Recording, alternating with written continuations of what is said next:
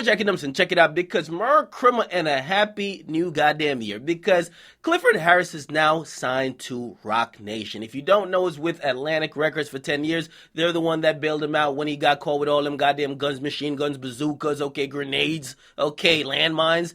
He got bailed out by Atlantic Records. He was loyal to them for a while, but after his contract was expired, he looked at them after 10 years and said, hey, yo, I need 50 million. Now, they looked at him and said, nigga, is you on some type of crack? Now, he went the reality show route. He also signed one album record deal with Columbia Records. And of course, it didn't turn out as he probably wished it would. He flopped. I mean, come on. People like Rick Ross and T.I., at this point, their legacy will not be sales. It will be what they do beyond music. We, of course, know that Rick Ross has branched out into food and other areas. We also know, as far as T.I., he's branching out into reality TV, acting, and other things, including a clothing line, right? So he's not going to be selling much. Actually, every time he puts out an album from here on out, he's probably going to flop. Now, he signed really a distribution deal, and that's with Roc Nation. Now, I'm really impressed by Jay-Z in this whole thing, even more than T.I., because I'm going to tell you why, right? Jay-Z is ahead of the curve of everybody that's having these labels, okay? Think about all these labels. First of all, Def Jam is on a decline. People are complaining left and right. August Alsina, we have Jeremiah. People are just clowning the fuck on a Def Jam. Basically, the hot label right now is Epic Records. They've been getting a lot of steam. They've been handling Future pretty good. And other than Bobby Shmurda, a lot of people have liked what Epic Records are doing, okay? That's L.A. Reid and them, right? But one thing that has been missing is the connection with how people now consume music. That's what everybody's changing to. I told y'all, the RIAA, they change how they're going to really certify albums because people are consuming music differently. Now, Jay-Z, right, and he's the only rapper or artist that made this initiative, he got with Tidal. Now, whether you think Tidal's doing good or if you like it or whatever, he's the only one. He linked up with Tidal a while back, and he owns part of Tidal, okay, and actually owns the majority, supposedly, okay?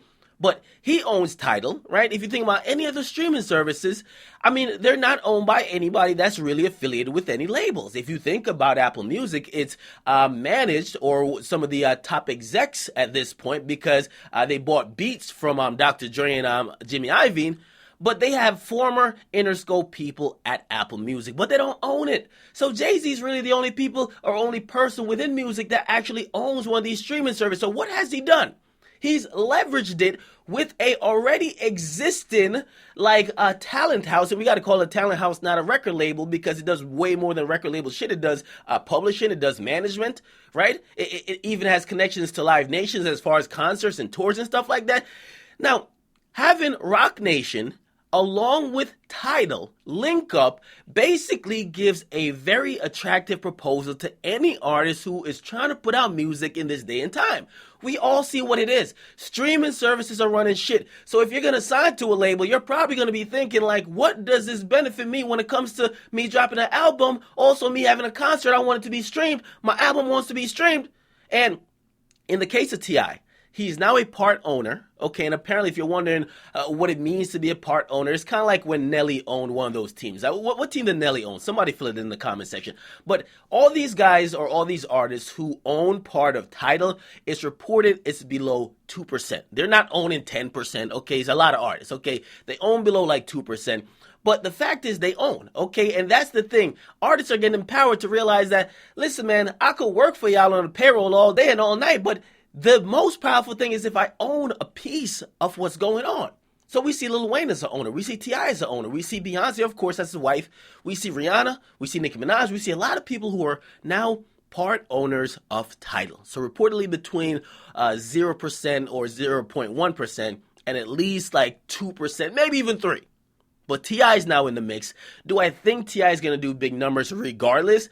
No. T.I. is going to catch a fucking seismic belly flop, okay? He's going to go triple plastic, all right? And I love T.I. as an artist, but people are really not just into that. But T.I. is someone like Rick Ross, as I said, where their brands expand beyond music. And perhaps they could leverage those other brands to perhaps get the streaming numbers up or make the service look more attractive. So I got to salute to Jay-Z, man. Jay-Z's making some very solid moves. And I'm not going to lie, when you look around the landscape at the labels and also the streaming services, yes, they have a lot more money. They have a lot more money, a lot more influence. They're tied with a lot more people. We know Apple Music, they got all the ties in the world. But Jay-Z's making some moves to really compete.